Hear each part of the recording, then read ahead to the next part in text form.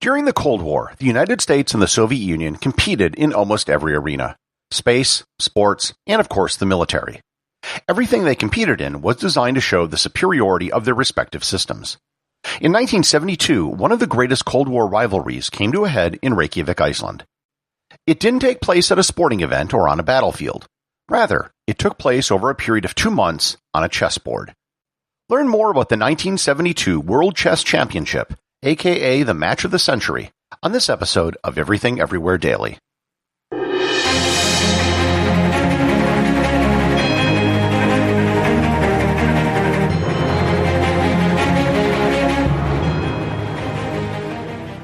This episode is sponsored by Skillshare.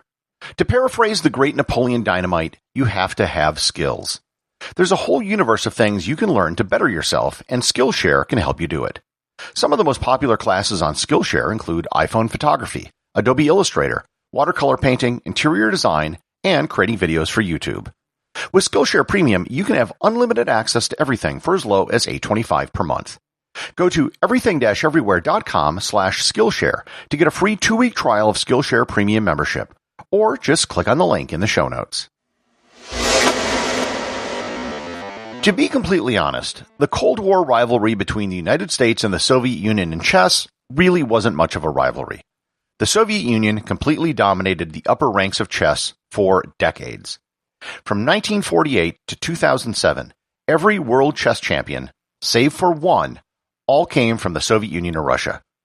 In fact, you can take it back as far as 1927, where the champion was a Russian who fled to France because of the Communist Revolution. Soviet chess was a machine. They recruited bright players with talent at a very young age. The Soviets took chess seriously and treated it as a sport, not a game. Soviet chess players would be rigorously trained and studied games of past grandmasters. They would also analyze and drill on opening moves, and they would be able to constantly practice against some of the best players in the world. Coming into 1972, the reigning world champion was Boris Spassky. Spassky was a product of the Soviet chess system. He was a world junior champion and a 2-time Soviet champion. He played for the world championship and lost to fellow Soviet Tigran Petrosian in 1966, and then beat him for the world championship in 1969. Not only was Spassky good, but he had the entire Soviet chess system behind him. Spassky's challenger in 1972 was American Bobby Fischer. Fischer couldn't have been more different than Spassky. Bobby was born in Chicago and raised in Brooklyn by a single mother. He never knew his father, but later investigation showed that it was probably Hungarian mathematician and physicist Paul Nemenyi. Fischer was a chess prodigy. He learned the game at the age of 6 from a chess set purchased at a local candy shop. His sister quickly lost interest in the game, and his mother didn't have time to play. So he would play most of his early games against himself. That year, he found a book on chess when his family went on vacation, and he studied it religiously. Fischer became consumed with chess, so much so that it worried his mother. Eventually, she tried to put a classified ad in a local newspaper to look for other children to play chess with Bobby, but the paper didn't know how to classify it and rejected it. Fischer eventually found his way to chess clubs in New York and began to quickly excel. In 1956, he became the youngest U.S. chess champion at the age of 13. The next year, at the age of 14, he became the youngest United States champion, a record he still holds. At the age of 15, he became the youngest grandmaster in history. At the age of 16, he became the youngest person to qualify for the World Championship Candidates Tournament. Fischer ended up winning 8 U.S. championships out of 8 attempts, a record that still stands. In 1964, he won the U.S. Championship with an 11-0 record, the best record ever in the history of the tournament. He began competing internationally and found a great deal of success. At the 1962 Candidates Tournament, he accused the Soviets of collusion, saying that they would quickly draw matches against each other to save their energy and time for their matches against Fischer.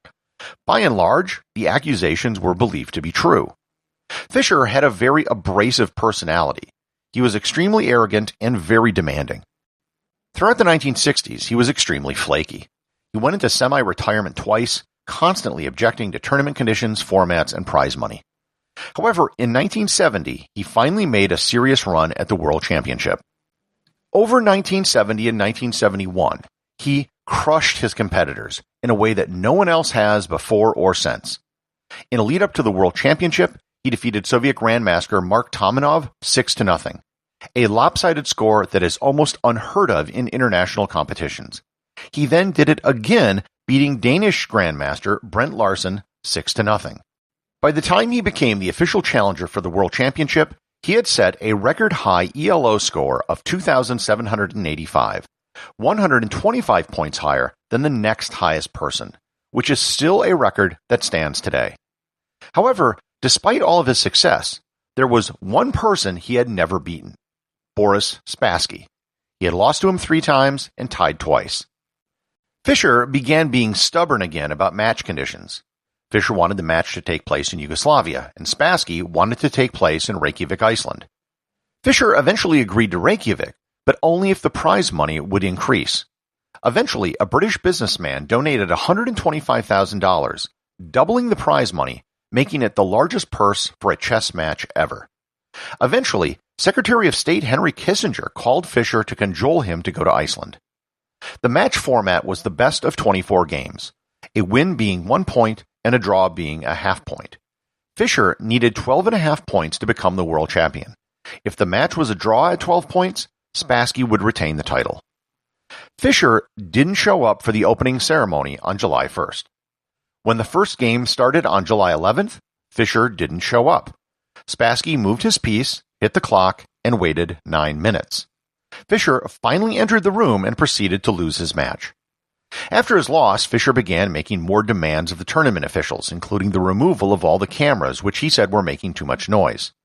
The officials refused to move the cameras, so Fischer forfeited Game 2, something absolutely unheard of at this level of chess.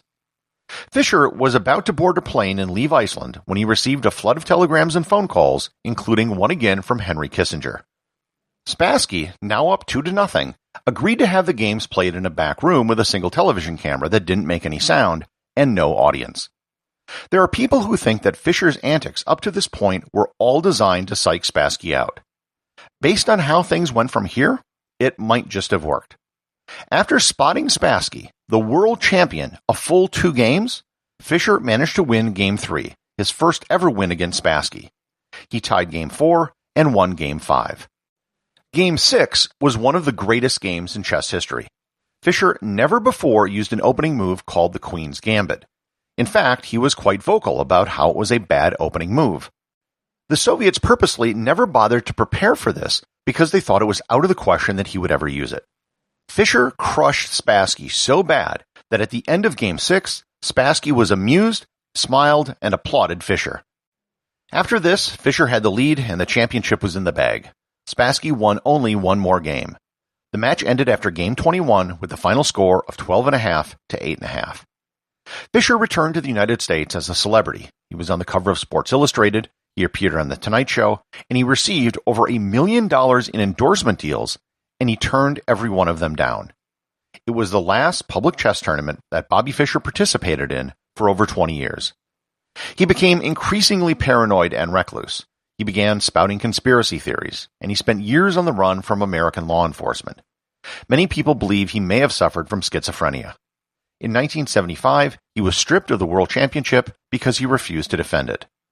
After Fischer was no longer the champion, the Soviet chess machine went right back to dominating the world of chess. They owned the World Championship for another 30 years. Bobby Fischer actually played Boris Spassky again in 1992 in Serbia, where he beat him again 17.5 to 12.5. Even after he stopped playing competitively, he appears to have never lost his genius for chess. After the Serbian match, he stayed with the Polgar family, which I did a previous episode on. He spent several weeks helping to teach the Polgar sisters. In 1981, he briefly stayed with a Canadian Grand Master named Peter Biolis. Fischer played 17 games with him and beat him in all 17. Bobby Fischer died in 2008. Before his death, however, there were rumors of him appearing online and playing chess under an assumed name. Grandmaster Nigel Short was beaten 8 games in a row online by someone he believed to be Bobby Fischer, given his level of play and knowledge of other grandmasters. Boris Spassky is still alive today at the age of 84. He is the world's oldest surviving world champion. The World Chess Championship was the first of 2 great competitions between the United States and the Soviet Union in 1972. In chess, the United States beat the Soviets at their game. In the other competition, the Soviets beat the Americans at their game. That happened to be on a basketball court. But that is a story for another episode. The associate producer of Everything Everywhere Daily is Thor Thomsen. Today's 5-star review comes from listener Krister over at Podcast Republic. They write, "Fantastic podcast that keeps it informative, but still keeps charm and personality. I've learned a lot by listening to this podcast." A listener from Sweden. Tack så mycket, Krister. I've been able to explore quite a bit of your country, traveling from Umeå down to Malmö. I've even had the pleasure of tasting surströmming on the island of Uva, served up by the surströmming king himself. And don't worry, I won't hold surströmming against you. Remember, if you leave a review or send me a question via email or social media, you too can have it read on the show.